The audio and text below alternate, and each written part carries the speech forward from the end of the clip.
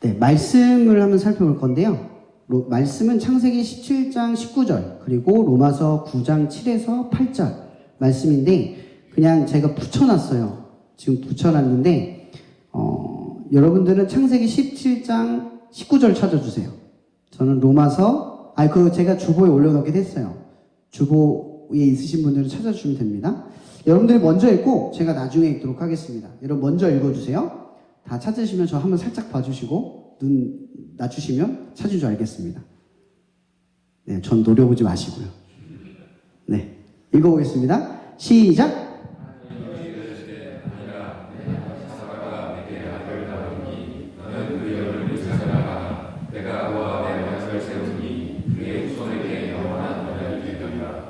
네, 제가 로마서 읽어드리겠습니다. 또한 아브라함의 씨가 다 그의 자녀가 아니라 오직 이삭으로부터 난 자라야 내 씨라 불리리라 하셨으니 곧 육신의 자녀가 하나님의 자녀가 아니요 오직 약속의 자녀가 씨로 여기심을 받느니라.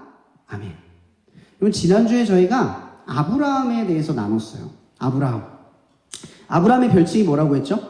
믿음의 조상. 믿음이라고 하는 플랜 B가 여러분들을 통해서 지금 이루어지고 있어요.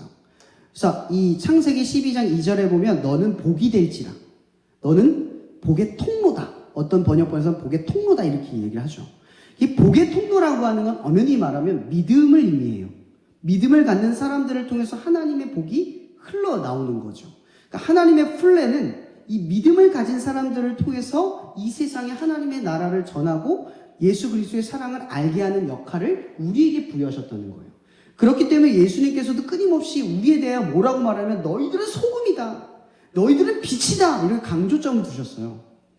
만약 예수님과 하나님이 직접 일하실 거라면 우리에게 너는 빛이야. 너는 소금이야. 이럴 필요가 없으셨겠죠. 근데 하나님이 세상을 구원하기 위해 우리를 택하셨고 또 우리를 통해 일하시기로 작정하셨다는 거예요.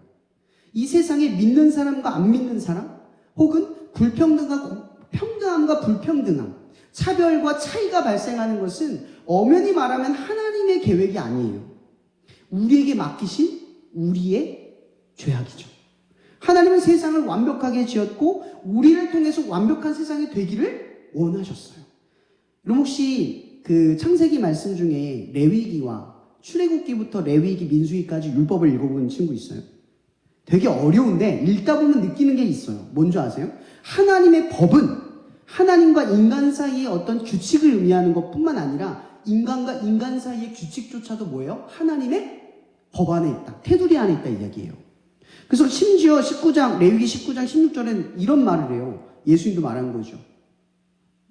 내 몸같이 내 이웃을 사랑하라. 이 말이 들어가 있어요. 예수님이 없는 말씀을 꺼내서 우리에게 다시 가르쳐 준 게 아니에요. 그러니까 믿음을 가진 사람들은 믿음의 통로라고 하는 것이 있어요. 그게 하나님의 뜻에 순종하는 태도로부터 출발을 한다는 거죠. 근데 우리가 하나님의 뜻에 순종하는 것이 어떠한 파급 효과를 주는지 우리는 몰라요.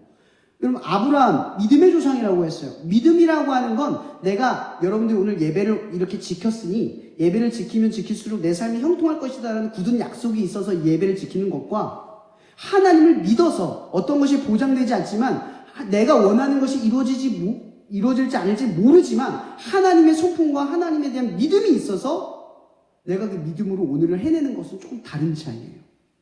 이런 종교는요, 뭐라고 얘기하죠? 힘든 일이 있으면 하나님을 찾으라고 말해요. 그때만 강조점을 둬요. 근데 이 기독교의 진리에선 힘들 때 기도하라고 하지 않아요. 우리의 기도는 하나님의 관계성을 두고 기도하는 거예요.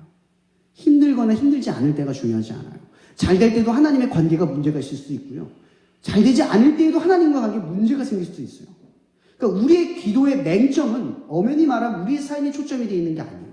여러분들 힘들 때 기도하고 이건 나에게 초점이 되는 거죠. 종교라고 하는 건 엄연히 말하면 자기중심적인 걸 의미해요. 내가 종교인 같죠? 그럼 자기중심적인 거예요. 내 상황과 내 태도와 내 어떤 현실과 환경에 따라서 내가 하나님을 찾거나 하나님을 보는 시각이 달라지면 종교예요. 또 오늘 찬양의 고백 이런 말 했죠? 언제나 동일하신 주. 이게 무슨 뜻이에요? 여러분과 상관없이 주님은 똑같다는 거죠. 내가 어떤 안경을 쓰느냐에 따라서 하나님이 달라 보이는 건 있을 수 있지만 반대로 말하면 하나님은 내 안경과 이걸 빼든 어쨌든 바뀌든 하나님은 똑같다는 거예요. 변하는 건 누구다? 우리다라는 거죠. 그래서 하나님께서 이제 아브라함을 통해서 뭘 주냐면 믿음의 통로라고 하는 걸 주는 거예요. 믿음. 플랜 B. 그래서 여러분들에게 제가 지난주에 선언했던 게 뭐였냐면 여러분들이 뭐다? 플랜 B. 여러분 이거 너무 떨리지 않아요? 내 다음 계획이야. 너희들이 나의 중요한 핵심 멤버야. 이런 말을 하나님이 하신 거예요. 부르고 택하다라는 거죠. 여러분 아브라함이 대단해서 택한 거 같죠? 저는 성경 인물에 대해서 사람들이 아브라함처럼 뭐 이삭처럼 야곱처럼 다윗처럼 얘기할 때 그런 말 하지 않았으면 좋겠어요. 솔직히 말하면. 여러분 성경에 위대한 사람이 어디 있습니까? 그렇게 위대하다는 다윗은 뭘 했어요? 추성서는 부하를 죽이고 간음을 하고 거짓말을 하고 그게 다윗이에요. 아브라함은 자기 아내를 누이라고 속이고 팔아넘기고 자기만 살겠다고. 그게 아브라함이거든요. 반대로 보면 이게 얼마나 놀라운지 아세요? 하나님이 그런 사람을 택해서 내 플랜 B라고 말하는 거예요. 너와 상관없이 이건 이거예요. 나와 상관없이 하나님 똑같다는 건 반대로 말하면 나와 상관없이 하나님의 약속은 하나님이 똑같이 본다는 거예요. 내 상태가 바뀌고 내가 죄를 더 짓고 내가 믿음이 좀 더 없어도 하나님 믿음이 있을 때와 상관없이 나를 똑같이 본다는 거죠. 제가 요걸 가지고 이어가려고 해요. 여러분 오늘 말씀에서 나누려고 하는 게 두 번째입니다. 이 아브라함의 자녀가 누구죠? 이삭. 이삭의 별칭은 뭐예요? 이삭의 별칭. 약속의 자녀. 여러분 이삭의 별칭은 약속의 자녀라는 의미를 가지고 있어요. 이 이야기는 뭐냐면 하나님이 약속하셨다는 거죠. 아브라함에게. 별과 같이 모래와 같이 많은 자손들을 너에게 줄 것이다. 뭘 통해서? 믿음을 통해서. 아브라함의 여정을 우리가 잘 기억하고 있을 거예요. 아브라함이 하나님의 믿음의 여정을 나왔을 때 처음에 누구를 기대했죠? 조카 롯을 후손으로 기대했어요. 근데 하나님이 어떻게 해요? 잘라내요. 그 다음 누굴 기대했죠?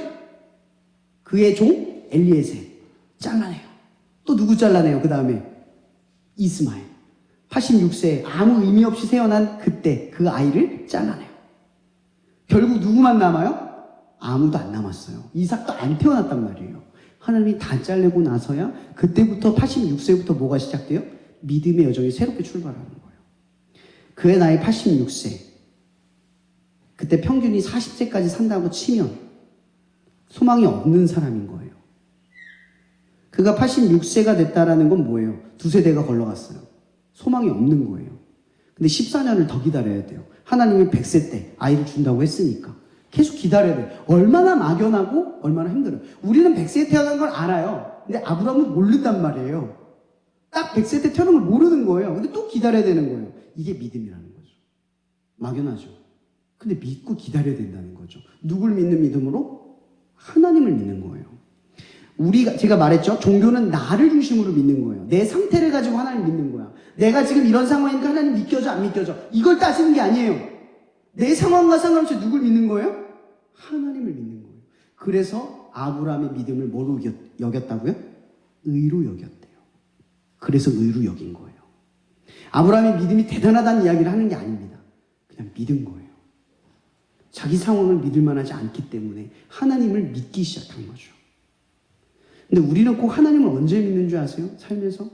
사실 제가 대부분 사람들을 대하다 보면 삶이 잘 돌아가고 형통하고 여유 있고 잘 먹고 잘 사는 사람은 하나 안 믿어요. 그런 사람 하나님 안 찾습니다. 왠지 아세요? 자기 인생이 가득 차면 하나님 없어도 살 수 있기 때문에 하나님 안 믿어요. 근데 자기가 힘들고 지치고 하나님밖에 답이 없는 사람이면 믿을 수밖에 없는 하나님을 대부분 붙들어요. 그제서야 하나님을 아는 거죠. 근데 우리는 언제 하나님을 믿느냐? 삶의 한계가 닥쳤을 때. 내 삶에 지금 어떤 한계에 봉착했을 때. 그게 대부분 문제와 고난과 역경에서 드러난다는 거죠. 우린 그때 하나님을 믿어요. 근데 아브라함이 14년 동안 성경에 기록이 나오지 않지만 86세부터 100세까지 기록이 없어요. 그 얘기는 무슨 얘기를 하고 있는 거죠? 아브라함이 아무것도 안 했다는 게 아니죠. 믿음으로 기다렸다라는 의미를 해요.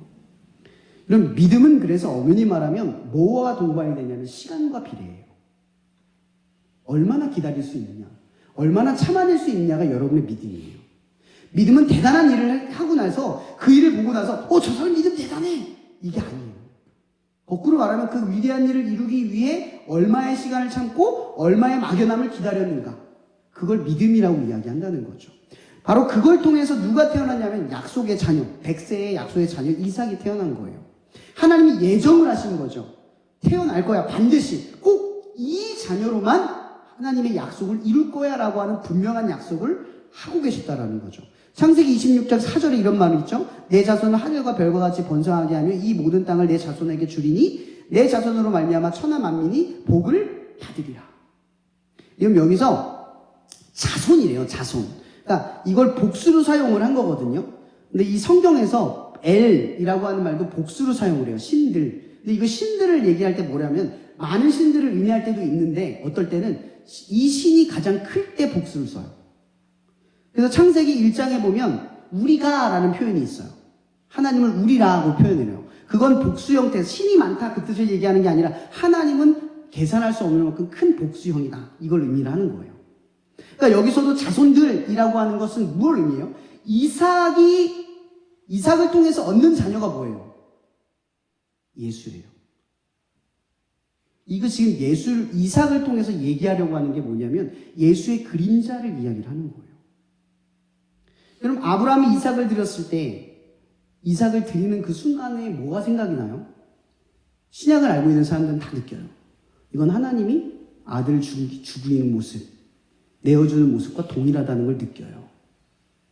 심지어 이 모리아 한 산이 어딘지 정확하게 나오지 않지만 거기가 나중에 다윗이 아리오나 타작마당에서 성전을 세우는 은 30개를 주고 사는 그 땅을 의미해요. 나중에 솔로몬의 성전이 되는 곳. 그리고 그 성전이 허물어지고 헤롯의 성전이 세워진 맞은편에 있는 골고다 언덕. 거기에 다 계속 뭘 상징을 하죠? 예수 그리스도. 그러니까 여기서 말하는 자손이라고 하는 것은 무엇을 의미하냐면 예수를 통해서 구원받을 하나님의 백성들을 의미를 하는 거죠. 그래서 오늘 말씀해 보면 이런 말이 있어요. 육신의 자녀가 아니라 이게 무슨 말이죠? 믿음의 자녀라는 거죠, 우리는. 이 교회를 다니는 사람들은 요 교수님들 계시죠? 학생들도 있고 대학원생도 있어요. 근데 우리는 신분과 처지가 다 달라요. 근데 오늘 예수 안에서는 우리는 다 똑같아요. 오직 종교와 문화와 모든 것들을 다 뛰어넘을 수 있게 만드는 것이 뭐예요? 기독교의 진리예요. 예수의 이름 하나로 우리는 언제나 하나 될 수 있는 어떤 근거와 목적을 발견할 수가 있어요. 예배 안에서 모두가 평등해요. 이 순간만큼은 우리가 하나님 앞에 모두가 죄인이고 모두가 하나님의 은혜가 필요한 자로서 이 자리에 앉아 있는 거예요. 그게 가능해진다라고 하는 거죠. 근데 이게 약속의 자녀라는 거예요. 근데 여러분 이렇게 한번 질문해 볼게요. 아브라함이 이삭을 낳는 과정을 볼게요. 이거 누가 이뤘죠? 아브라함이 했나요? 이삭이 했나요? 아니면 하나님이 했나요? 정확하게 말하면 누가 했어요? 하나님이 했어요. 이러면 성경은 계속해서 인물의 위대함을 자꾸 들춰내려고 하는 게 아니에요.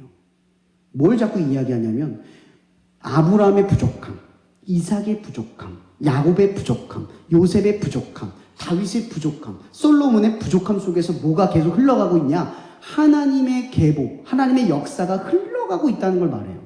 그러니까 하나님의 약속이라고 하는 것은 굉장히 일방적인 거예요. 뭐가 일방적인 줄 아세요? 여러분의 상태가 망가지고 부서지고 아무것도 아닌 상태가 되어도 하나님의 약속은 일방적으로 우리를 통해서 이루신다고요. 근데 이루시기 위해서 뭐가 필요하다? 믿음이 필요해요. 여러분의 상태가 밟히고 찌그러지고 찢겨진 상태일지라도 뭐가 필요해요? 믿음. 그럼 안진뱅이가 예수를 만났어요. 바디메오가 예수를 만났어요. 사마리안이 예수를 만났어요. 인생의 끝자락에서 아무 볼품없이 살아갔던 그들의 인생에서 예수를 만났더니 어떤 일이 벌어져요? 하나님의 약속이 시작되고 발견돼요. 여러분의 삶 가운데 희망이 어디서부터 나오는지 아세요? 나는 약속을 이룰 힘이 없어요. 근데 믿는 사람에게 그 약속은 하나님이 이룰 것이다 라고 하는 믿음 안에 전제가 되어 있는 거예요. 여러분 하나님을 믿는다라는 건 뭔지 아세요? 내 힘으로 될 수 없는 것을 하나님은 이룰 수 있다라고 하는 걸 믿는 거예요. 왜 믿는 자에게 능치 못함이 없는 줄 아는지 아시겠죠? 믿는 자에게는 능치 못함이 없어요. 다 할 수 있어요. 다만 우리가 못하는 것은 내가 원하고 바라는 욕심의 지점뿐이에요. 그러나 여러분, 하나님이 여러분들을 향해서 이루시기로 작정한 일은 반드시 이루어진다라고 하는 거죠. 오늘 말씀의 본문에서 우리에게 가장 중요하게 주는 핵심이 이거예요. 여러분들에게 약속, 이것은 하나님이 이루신다. 이게 포인트를 말하고 싶은 거예요. 나는 아무것도 아니에요. 나는 이 가운데 어떤 힘이나 능력이나 실력, 그런 것들이 차이와 어떤 뭔가 차이가 있을 수는 있지만 하나님이 우리를 약속을 이룬다고 하는 것에는 변함이 없다라고 하는 거예요. 여러분, 우리가 이 약속의 자녀, 이 단어를 떠올릴 때 무슨 생각을 해요? 뭘 지켜야 할까? 뭘 이루어야 할까? 내가 뭘 해야 될까? 내가 하나님의 약속을 이루는 자녀로서 뭘 이루어야 할까를 봐요. 오늘 말씀의 본문을 보자고요. 약속의 자녀가 된다는 건 하나님의 이루실 것임을 믿는 거예요.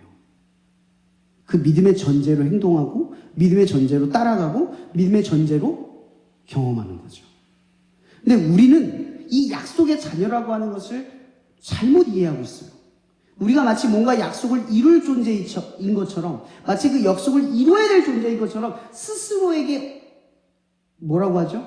존재감을 심기도 하고 스스로를 과신하기도 하고 하나님을 믿는 척하지만 내 능력에 대한 신뢰를 더 크게 가질 때도 있어요.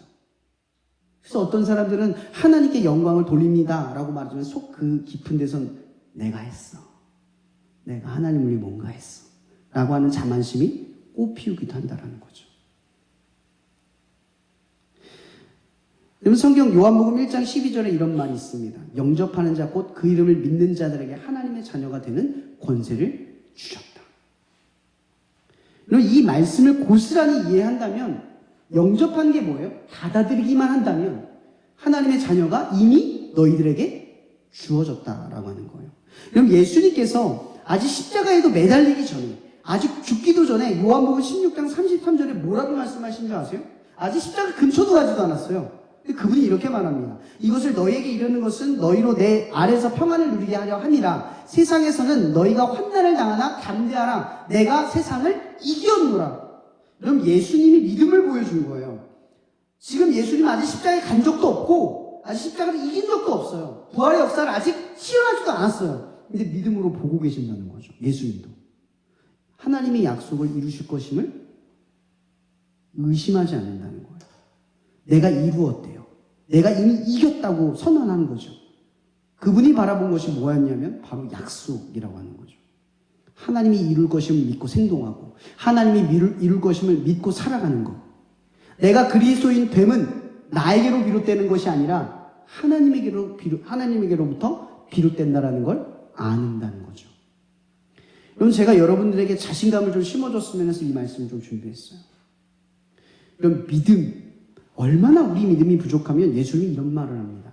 겨자씨만한 믿음만 있으면 산을 옮길 수 있답니다. 여러분, 이 생각 안 드세요? 왜 꼭 겨자씨만한 걸까요? 큰 믿음, 대단한 믿음, 산만한 믿음이 아니라 겨자씨만한 믿음일까요? 그만큼 우리의 믿음이 형편없다는 뜻입니다.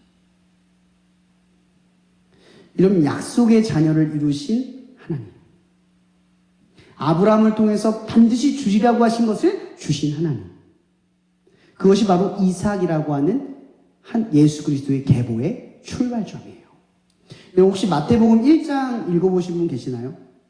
마태복음 1장 읽으면 누가 누구를 낳고 누가 누구를 낳고 누가 누구를 낳고 14대 3대로 이루고 있어요. 근데 거기에 5명의 여자가 등장을 합니다. 혹시 아시나요? 유다의 며느리 누구죠? 다말. 그 다음 기생 라. 모압 여인 룻. 또 있죠. 솔로몬의 어머니 다윗의 가늠녀 바세바. 그리고 끝으로 누구죠? 마리아. 이러면 원래 율법에 의하면 계보에는 여자가 등장할 수 없어요. 유대인에게서. 완벽하지 않다는 얘기죠. 이 얘기는 뭐냐면 약속의 자녀를 이루신 게 누구라 했죠?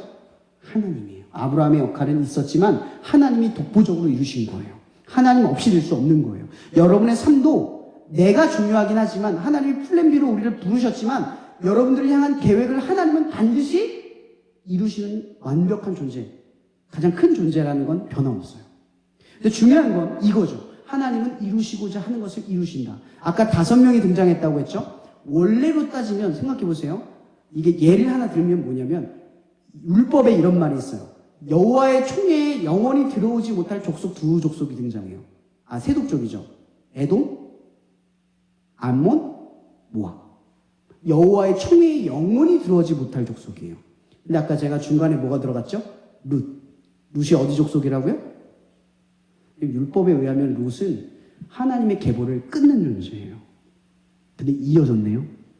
기생, 이것도 하나님의 불결한 존재예요. 이어졌네요. 이게 뭘 의미하는지 아세요? 마태복음 1장에서 말하고 있는 계보의 특성은 이거예요. 하나님은 은혜로 족보를 이루신 분이에요. 우리와 상관없이 인간의 어떤 노력과 인간의 공로와 상관없이 이 계보는 하나님의 은혜로 완성이 된 거예요. 마찬가지로 오늘 이 이삭이라고 하는 인물은 하나님의 은혜로 탄생한다는 거죠. 그리고 우리에게 말하는 하나님의 말씀은 이거예요. 하나님은 여러분들을 반드시 약속한 대로 이루실 겁니다. 이게 우리에게 주시는 말씀이에요. 믿음을 갖는다면 우리가 아브라함처럼 전혀 아무것도 이루어지지 않는 14년의 시간, 무언가 측량되지 않고 언제까지 기다릴지 모르는 그 시간들을 믿음으로 기다려낸다면 우리가 경험할 수 있다라고 하는 거죠. 약속. 여러분, 그리스도인들에게 이것이 엄청난 자유를 줍니다. 내 힘이 부족하고 내 환경과 내 상황이 부족하다고 느껴질 때 우리가 붙들어야 될 것 딱 하나밖에 없어요. 하나님은 이루신다. 하나님은 이루시는 중이다. 이삭, 약속의 자녀. 여러분들이 바로 약속의 자녀예요. 여러분들이 이삭이라고요. 하나님의 플랜 B가 아브라함을 통해서 완성된 게 약속의 자녀라는 거죠. 여러분들은 하나님이 이룰 존재들이에요. 또한 여러분들을 통해 하나님은 세상을 이룰 존재들로 만드셨다는 거예요. 이미 하나님은 그러기로 작정하셨고 이미 하나님은 여러분과 상관없이 이루실 거예요. 근데 우리에게는 믿음이 필요하다는 거죠. 하나님이 이룰 것이기 때문에 내가 믿음으로 이룰 것을 바라보고 행동하고 바라보고 살아가는 게 중요하다는 거예요. 여러분의 삶의 현재를 바라보고 미래를 측정하지 마세요. 우리가 미래를 측정하실 것은 하나님으로 측정해야 돼요. 하나님은 어떠한 모양으로든 이루실 것입니다. 이 믿음이 여러분들을 흔들리지 않고 그 삶의 길을 묵묵히 걸어갈 수 있도록 이끄실 거라고 저는 확신해요. 약속의 자녀를 떠올릴 때마다 생각하십시오. 거기 반주 좀 쳐주실래요? 여러분들은 약속의 자녀입니다. 내가 힘들고 지칠 때 내 상황이 하나님을 보는 시야를 흐리게 만들 때 오늘 말씀을 기억했으면 좋겠어요. 하나님의 일방적인 약속. 나와 상관없이 내 환경과 내 상황과 상관없이 내 상태와 상관없이 하나님이 이루신다는 그 믿음을 우리 가운데 간절히 구할 수 있는 그런 기도로 나아갔으면 좋겠습니다. 이 시간도 우리를 사랑하시는 그 완벽한 사랑, 우리의 삶에 우리가 스스로 이룰 수 없는 그 약속의 자녀됨을 그 사랑으로 그 모든 공백들을 가득 메우신 그리스도의 십자가의 죽음의 은혜와 날마다 여전히 우리의 삶 가운데 약속을 이룰 힘이 없는 우리들에게 삶의 모든 공간 빈틈마다 사랑으로 채워주실 것을 믿게 하시며 나를 바라보는 시야에서 약속을 이루실 하나님을 바라보게 하실 성령님의 교통 역사하시니 날마다 약속을 믿고 살아가는 당신의 자녀들 머리머리 위에 영원히 함께 하시기를 예수 그리스도 이름으로 축원하며 기도합니다. 네, 이 시간 교수님 나오셔서 광고해 주시겠습니다.